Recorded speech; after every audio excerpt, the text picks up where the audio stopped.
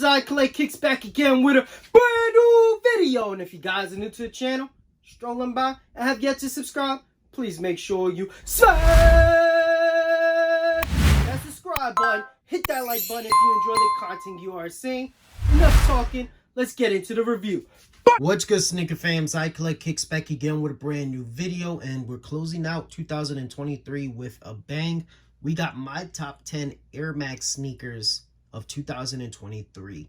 Now, this is a mixture. It will have Air Max 1s, 95s, and 90s, but it's mostly Air Max 1s. They've been dropping a lot of pairs that I like. The other models haven't really dropped anything that caught my eye, and I haven't been purchasing a lot of new releases. A lot of them haven't been good, in my opinion. There's only one shoe missing from this list that I still need to grab. Unfortunately, it would have been probably number 2 on my list, but it didn't make it, which was the size Air Max 1. I will be picking those up in 2024. Let's get this list started with number 10, and that is the Air Max 1 Puerto Rico. You do have that nice jelly swoosh. You got the nice color combinations. They did come out with 2 pairs, the orange and this one.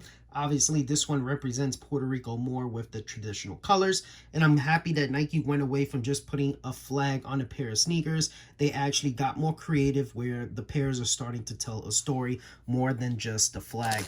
Comes with a handkerchief. Got Puerto Rico embroidered on the back heel. Got the little icy right there on the tongue. Came with these dope laces with the gradient look. And of course, you got the logo right there of the icy again. You got the nice metal Dubré that says Puerto Rico right there. Just screams premium. Really nice colorway. Very comfortable, obviously. Got the recycled material on the toe box. And this is number 10. The Air Max 1 Puerto Rico of 2023. Next up, coming in at number 9 is the Air Max 1 Shima. And finally, we got to retro these bad boys, and hopefully we get to see the navy blue pair. Now, this is a gem that finally retroed. Really nice colorway on these. You got that kind of light brown tone to it, but also looks purplish depending on what kind of lighting you have. You got the nice suede. You got the nice premium leather on these. Of course, you got Shima right there, spelled out in, I believe, Japanese. And of course, on the insole, look at that beautiful nylon inner lining right there. Really dope. And just a classic Air Max 1 that we don't have to pay extraordinary amounts of money to have them so swapped and fixed up. We got a retro. So hopefully Nike continues to retro a lot of these gems. So this is number 9 on my list. Coming in at number 8 is the Big Bubble Air Max 1 Kids of Immigrant. And I have number 1,802 out of 1,986. Obviously, that number represents the year the Air Max 1 dropped. And there were about 5 colorways, and they made 1,986 pairs of each colorway. So very, very limited. And of course, the resale market is 500 plus. If you can even find pairs on the market, especially 10.5, it's a popular size, so you're not going to see too many. But how to pick these up, very simple, super clean, and of course, it's a colorway that I rock all the time, so these will definitely be on feet a lot of times. And it's cool. You don't really see a lot of numbered Air Maxes dropped by Nike. So pretty dope, and materials are pretty cool as well. Coming in at number 7 is the Dornbecker Air Max 90. I thought the details on this and the story behind it was pretty cool. Always got to support the kids. And I actually hit this for retail, which Sneakers app rarely gives me. So happy to get this for retail. It's inspired by money. So being from Harlem and loving money as well, this was a dope pair again. Just the color combination was really nice and the details that went into it. Bear down. You got the money kind of design right here on the swoosh. And also the toe box was a pretty cool material. It's supposed to feel like money, like when you crunch it up. So that was pretty dope. Obviously, blue's my favorite color. I love what he did with his initial right here on the tongue tag.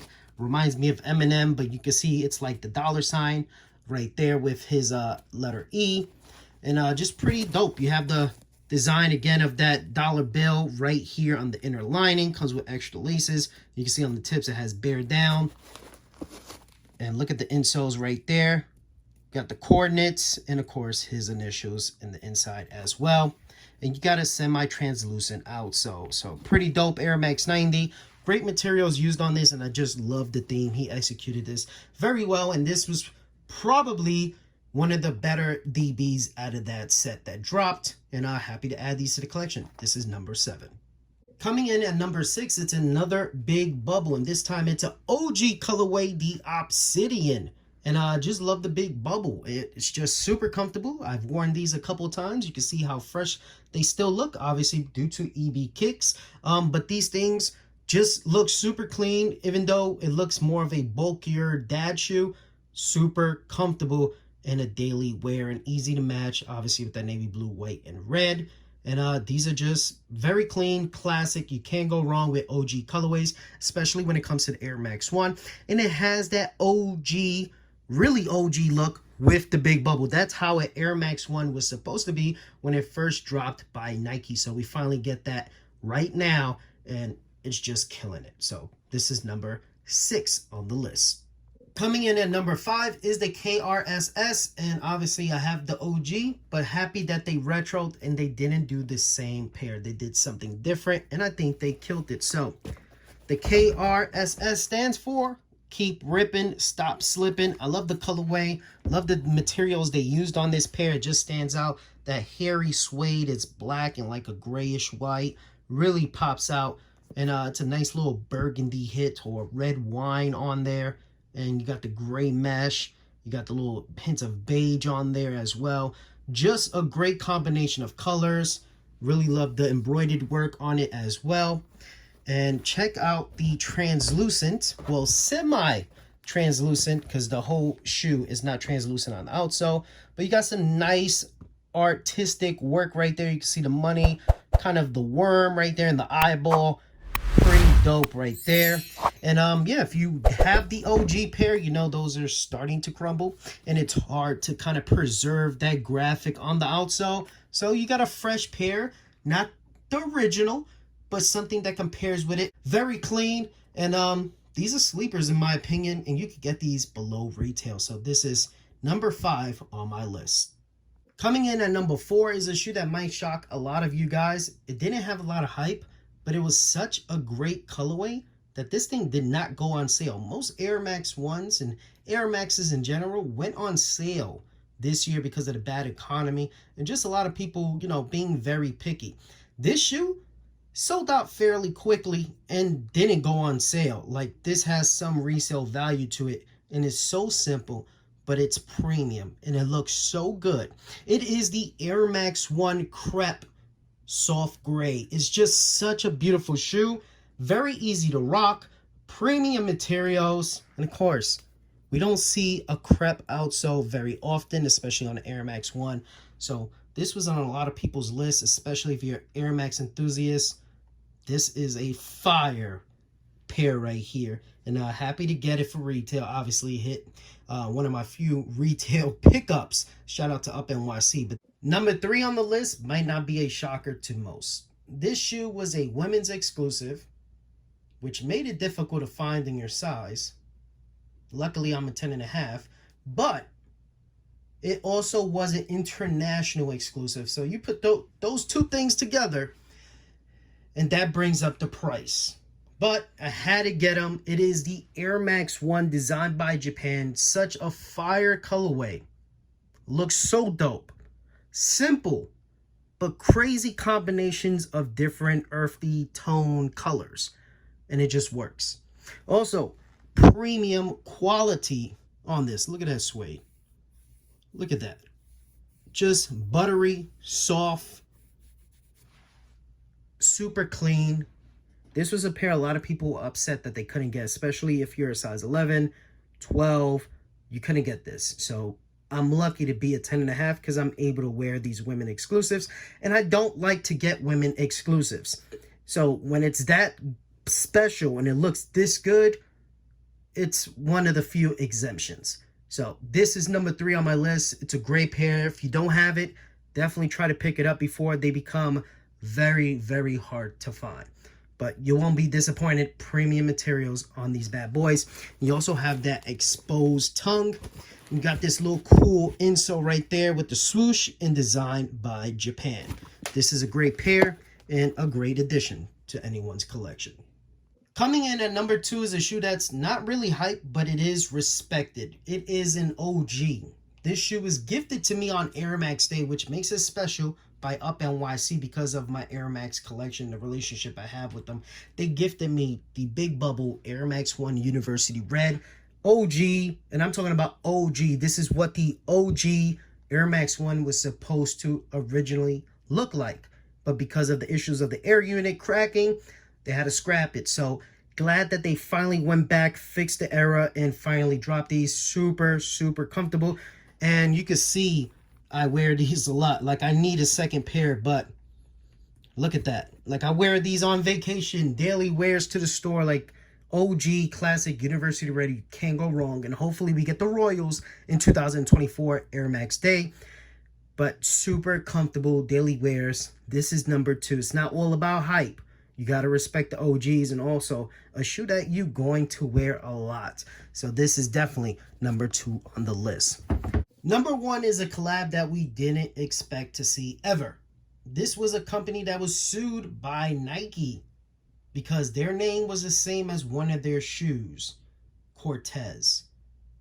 So this Cortez brand actually collaborated with Nike, and they came up with some dope stuff.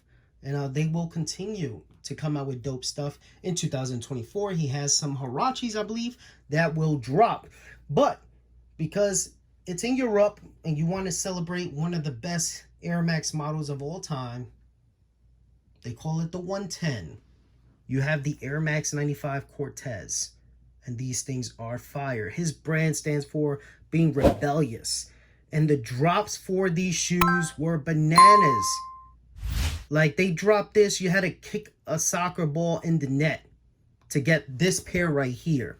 Then they did a drop in New York. Like, they brought the hype of Air Maxes back to New York.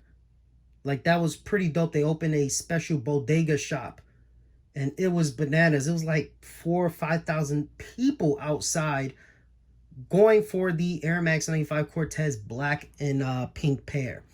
I was on that scavenger hunt, and I didn't hit, but that's a colorway I will be adding later on. They also came out with the blue pair that he was on a bus and thousands of people just chasing him down and people getting stabbed. It was crazy. We haven't seen Nike do special drops like that in a very long time, especially since COVID. That was the first. And he just been doing big things. Young black man making moves with Nike, putting his own spin on a classic. And this is just number 1, just the creativity, the story to it. You would never expect someone that Nike sued to actually get a collab, and for this collab to be iconic, and the pairs to actually all be fire. So you have that army camo kind of greens going on. You got the Cortez logo right here. You got his logo right here on the tongue as well, which is Alcatraz, because again, these are his brand stands for rebellion. So you got Alcatraz right there. You got the army camo ready for war on the inner lining. You got the nice little netting right here. You got the lace lock on an Air Max 95. Pretty clean. And of course, you got the classic 3M on the back heel. And you got the coordinates, which I believe go to his shop in Europe. So pretty dope. And you got Cortez right there as well.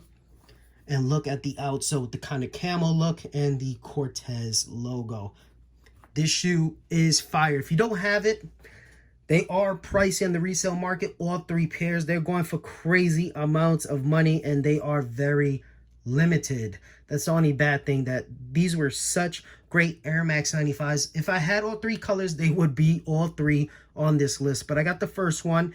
This is the one that counts in my opinion. This is the one that kind of stands out a little bit more than the other 2 colorways, and it just has premium materials. This is number 1 of my top Air Maxes of 2023. Thank you guys for checking out the video. Make sure to like, comment, and subscribe. Let me know, what was your favorite Air Max? It doesn't matter if it's a 1, a 90, 97, 80s. It don't matter. Let me know in the comment section down below what was your favorite Air Max of this year. And next year, it's going to be even bigger. Thank you guys, and I'll catch you guys on the next one. Peace!